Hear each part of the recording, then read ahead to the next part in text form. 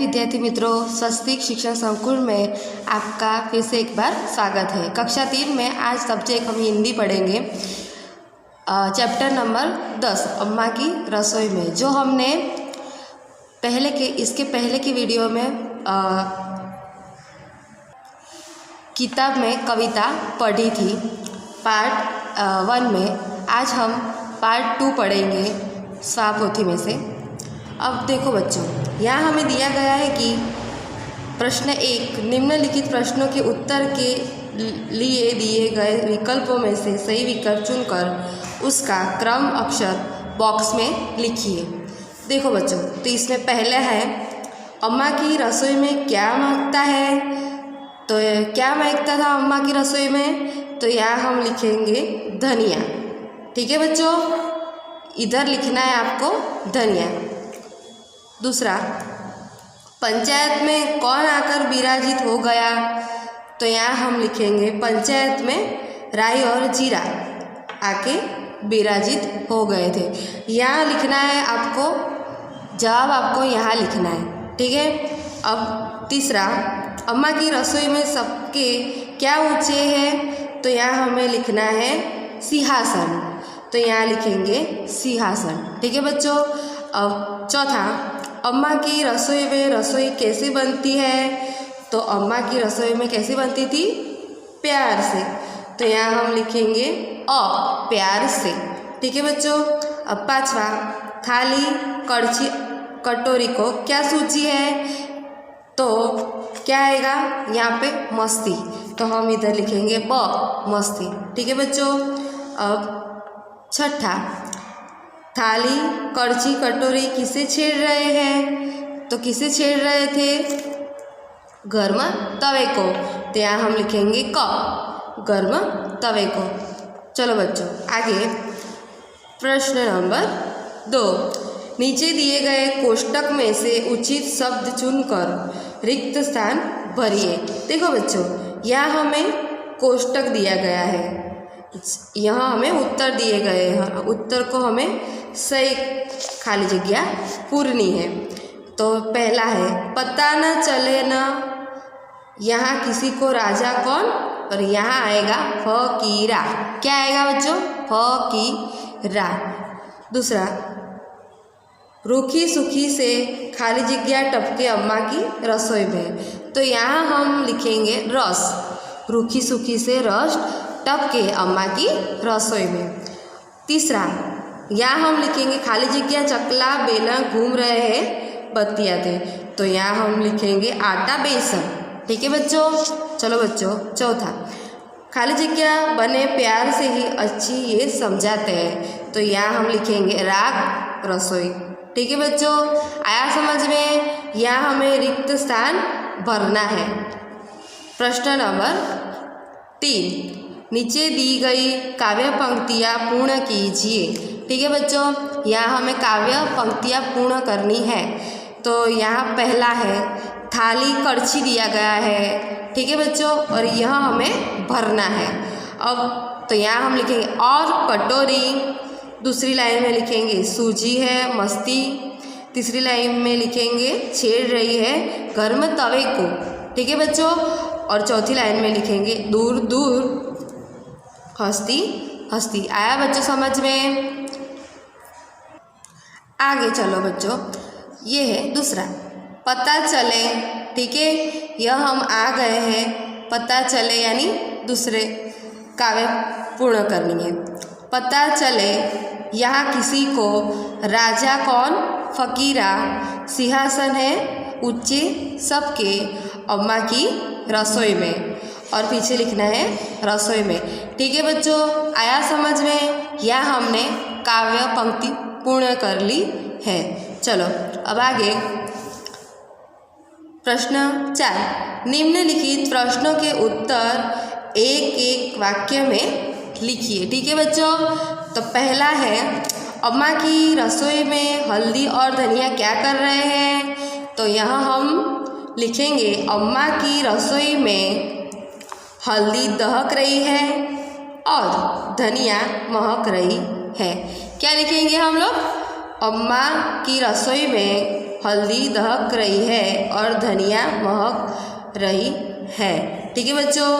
अब दूसरा, राई और जीरा क्या कर रहे हैं? तो यहाँ हम लिखेंगे राई और जीरा पंचायत में आए हुए हैं। आया समझ में बच्चों? राई और जीरा पंचायत में आए हुए हैं। आगे बच्चों, तीसरा, अम्मा की रसोई में सबके सिंहासन कैसे हैं? तो अम्मा की रसोई में सबके सिंहासन ऊंचे हैं। कैसे हैं? सिंहासन सबके ऊंचे हैं। ठीक है बच्चों। अब आगे चौथा, आटा बेसन क्या कर रहे हैं? तो आटा बेसन आपस में बातें करते हैं। क्या करते हैं? बातें करते हैं। आटा बेसन आपस में बातें करते हैं। ठीक है बच्चों। चलो आगे, पांचवा, थाली कटोरी और करछी क्या कर रही है? थाली और कटोरी क्या कर रहे थे? तो थाली कटोरी और करछी आपस में टकरा रहे हैं। क्या कर रहे हैं? आपस में टकरा रहे हैं। अब आगे बच्चों, प्रश्न 5, निम्नलिखित प्रश्नों के उत्तर 2-3 वाक्यों में लिखिए। ये बड़े प्रश्नों के उत्तर हैं। चलो बच्चों, पहला है, रसोई घर में क्या क्या होता है? ठीक है बच्चों। तो हम यहाँ लिखेंगे रसोई घर में हल्दी, धनिया, राई, जीरा, आटा, बेसन, चकला, बेलन, थाली, कड़छी, कटोरी और तवा होता है। ठीक है बच्चों। चलो बच्चों आगे, दूसरा, राग रसोई कैसे बनता है? क्या है? राग रसोई कैसे बनता है? तो राग रसोई, तो यहाँ हम लिखेंगे प्रेम में गाया हुआ राग और बनाई रसोई अच्छी लगती है। क्या है बच्चों? प्रेम में गाया हुआ राग और बनाई रसोई अच्छी लगती है। आया समझ में बच्चों? अब तीसरा, गर्म तवे को दूर दूर से छेड़ती है, इसका अर्थ बताइए। ठीक है बच्चों, हमें यहाँ अर्थ बताना है। गर्म तवे को दूर दूर से छेड़ती है, तो यहाँ हम लिखेंगे रोटी बनाते समय तवा गर्म होता है। क्या होता है? रोटी बनाते समय तवा गर्म होता है, उसे समय लगता है मानो वे हंसती हुई अपनी आवाज़ से, क्या है? हंसती हुई अपनी आवाज़ से तवे को छेड़ रही है। क्या है? रोटी बनाते समय तवा गर्म होता है, उसे समय लगता है मानो वह हंसती हुई अपनी आवाज़ से तवे को छेड़ रही है। आया बच्चों समझ में? अब आगे चौथा, रूखी सूखी से रस टपके। क्या कहा गया है? रूखी सूखी से रस टपके, अम्मा की रसोई में ऐसा कैसे होता है?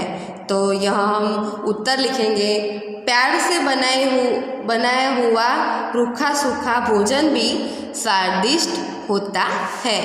क्या है? प्यार से बनाया हुआ रूखा सूखा भोजन भी स्वादिष्ट होता है। आया समझ में बच्चों? चलो अब आगे प्रश्न 6, निम्नलिखित मसालों के स्वाद के बारे में एक एक पंक्ति लिखिए। तो ठीक है बच्चों, यहाँ हमें स्वाद के बारे में बताना है कि पहला है, यहाँ पे दिया गया है कि नमक। तो नमक का स्वाद कैसा होता है? खारा होता है। तो और नमक के बगैर आपको कोई सब्जी या कोई भी खाने की चीज़ अच्छी नहीं लगती।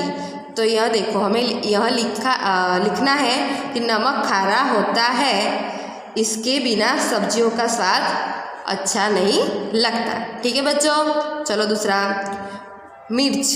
तो मिर्च का स्वाद कैसा होता है? तीखा होता है। तो यहाँ हम लिखेंगे मिर्च तीखी होती है। चलो तीसरा, हल्दी। तो हल्दी पीली होती है। फिर चौथा, आमचूर। तो आमचूर का स्वाद खट्टा होता है। पांचवा राई, तो राई काले रंग की होती है। राई का कोई स्वाद नहीं होता है, इसलिए हमें यह लिखना है राई काले रंग की होती है। आया समझ में बच्चों? चलो आगे प्रश्न नंबर 7, रेखा खींचकर जोड़ियाँ मिलाइए। हमें यह दिखाया गया है, देखो बच्चों, अ और ब। अ में शब्द लिखे हैं और यह हमें सामने जोड़ना है, वह चित्र दिए गए हैं। ठीक है बच्चों? तो देखो चलो, चमचा, तो चमचा कहाँ है? यहाँ पे ये रहा, तो हम चमचे पे यहाँ जोड़ेंगे। ठीक है, फिर उसके आगे थाली है, तो थाली को हम थाली को जोड़ेंगे। कटोरी, तो कटोरी को यहाँ जोड़ेंगे। कड़छी, तो कड़छी को यहाँ जोड़ेंगे। मसाले को मसाले में जोड़ेंगे। आया बच्चों समझ में? देखो बच्चों, आज हमने स्वाप पोथी भर ली है। ठीक है बच्चों, अब आपको होमवर्क में यह स्वाप पोथी भरनी है और नोटबुक में भी लिखना है और अच्छे से पढ़ना है। ठीक है बच्चों, अब हम मिलेंगे अगले वीडियो में। तब तक के लिए जय गायत्री बच्चों।